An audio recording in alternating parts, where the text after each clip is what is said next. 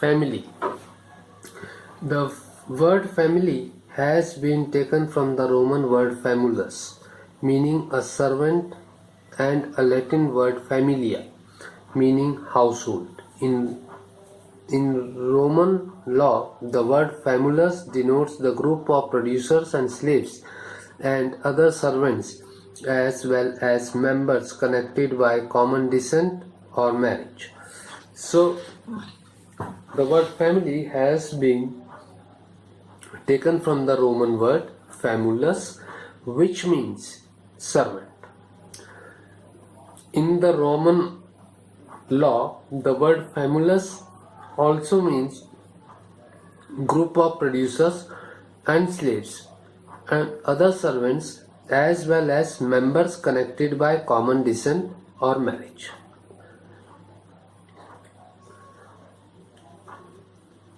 It is also taken from the Latin word familia, which means household. Family is the first and foremost institution. It is the oldest among the social institutions. So family is the first unit, or say the first institution, and the oldest institution, social institutions. Though the family has undergone many changes, yet it is the backbone of our social structure. There are different changes have been brought in the family structure, but then also it is said to be the backbone of the social structure. According to McEver and Page, family is a group defined by a sex relationship sufficiently precise and enduring to provide for the procreation and bringing of children. McEver and Page says that family is a group defined by sex relationship, and it is there to provide for the procreation, means giving birth and bringing up children. According to Eliot and Merrill, family is a biological social unit composed of husband, wife, and children. According to Murdoch, family is a social group characterized by common residence, economic cooperation, and reproduction. So Murdoch says that family is a social group and it consists of the characteristics of common residence, economic cooperation, and reproduction. Now the characteristics of family. Number 1, universality. Family has existed in every age and in every society. Every individual is a member of one family or the other. So since the evolution of the mankind, family existed and every individual is a member of a family. Number 2, fixed habitation. Every family has a fixed place of habitation. They have a proper habitat, home, in order to perform certain basic functions. Every family has to have home where the essential functions of the family can be carried out.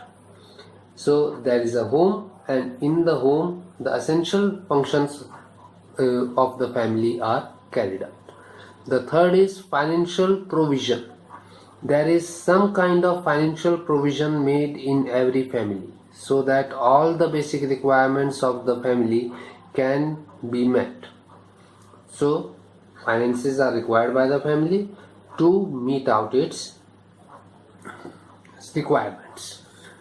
In a family, head of the family is supposed to meet economic needs of the family, of the members, and the head of the family is responsible in meeting out the economic needs of the family members. Then the fourth characteristic of family is limited size and nucleus. The family is the nucleus of all other social groups and is limited in size. It is the nucleus. Everything starts from the family. And nucleus of all social groups and has a limited size. It is considered to be the smallest kinship group. Then fifth is emotional basis. The integration bonds in a family are mutual affection and blood ties. How the family members are integrated? They are integrated on the basis of mutual affection and blood ties. The codes that tie together the members of a family are the outcome of such an emotional factor as love and not an intellectual sector like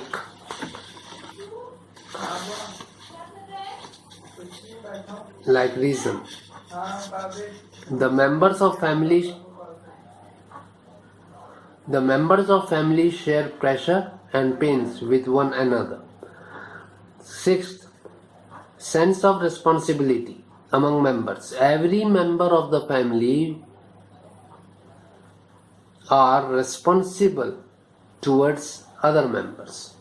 Every member is responsible toward other members. The family provides full security to every member, including the young and the old. Seventh, social regulation. The family regulates the behavior of its members. It regulates sex relationship and defines legitimacy and illegitimacy, morals and manners. In a family, members obey customs and social conduct. They directly or indirectly learn the lessons of cooperation, makes rules for satisfying social and sex urges. So, in a family, there are certain social regulations which are being made by the family members to regulate the behavior of the members. It regulates the sex relationship and defines legitimacy and illegitimacy, morals and manners. And the members of the family obey the customs and social conduct. They directly or indirectly learn the lessons of cooperation and makes rules for satisfying social and sex urges. Close group. Family is not open to every individual. Its membership is open only to few selected blood relatives, and the others are not included in it. Then the ninth one is permanency and temporariness. The nature of the family is both permanent and temporary.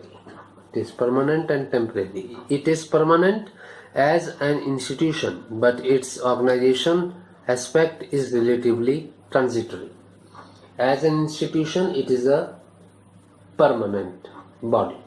And in case of its organizational aspect, it is transitory or temporary, because the institution never die out, though the changes in them do take place.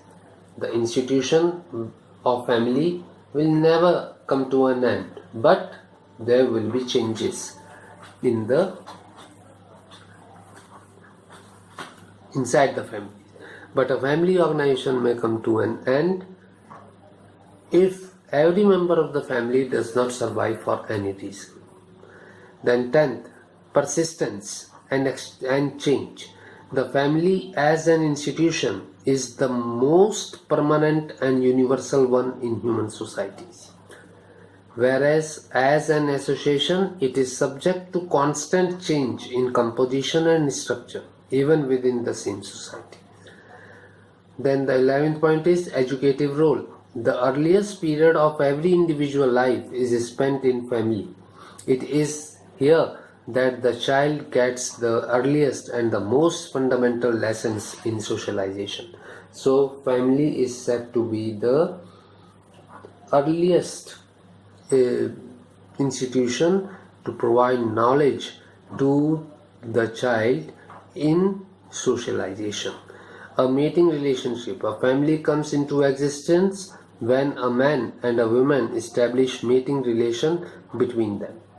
And the last one is a form of marriage. A family presupposes institution of marriage. Mating relationship is established through the institution of marriage.